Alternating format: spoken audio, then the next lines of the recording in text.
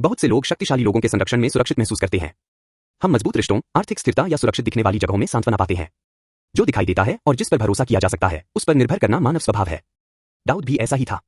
एक शमूएल 22:3-5 में जब वह राजा शाऊल से भाग रहा था, उसने अपने माता पिता को मोआब के राजा के पास छोड़ा और कहा कि वे वहां तब तक रहे जब तक मुझे पता न चले कि परमेश्वर मेरे लिए क्या करेगा। मुश्किल समय में वह एक सुरक्षित ठिकाना ढूंढ रहा था, लेकिन महत्वपूर्ण बात यह थी कि उसने इसे अपना स्थायी आश्रय नहीं माना।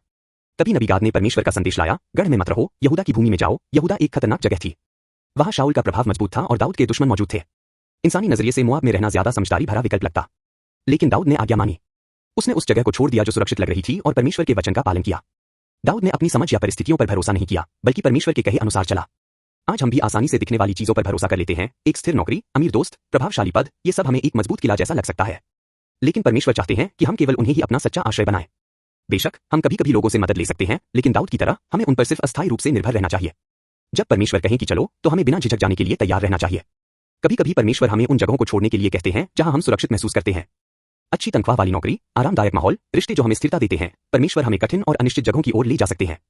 लेकिन अगर परमेश्वर हमारा मार्गदर्शन कर रहे हैं, तो यह हमेशा सही विकल्प होता है। चलने का समय तब नहीं है जब सब कुछ सही लगे, बल्कि तब है जब परमेश्वर कहे जाओ। यीशु ने कभी इंसानों के हाथों पर भरोसा नहीं किया। वे केवल परमेश्वर के समय के अनुसार चले। यहां तक कि जब क्रूस का दर्द और मृत्यु उनकी प्रतीक्षा कर रहे थे, तब भी उन्होंने उस रास्ते से बचने की कोशिश नहीं की। उन्होंने परमेश्वर की इच्छा का पालन किया और उस आज्ञाकारिता से हमारे लिए उद्धार का मार्ग खोला।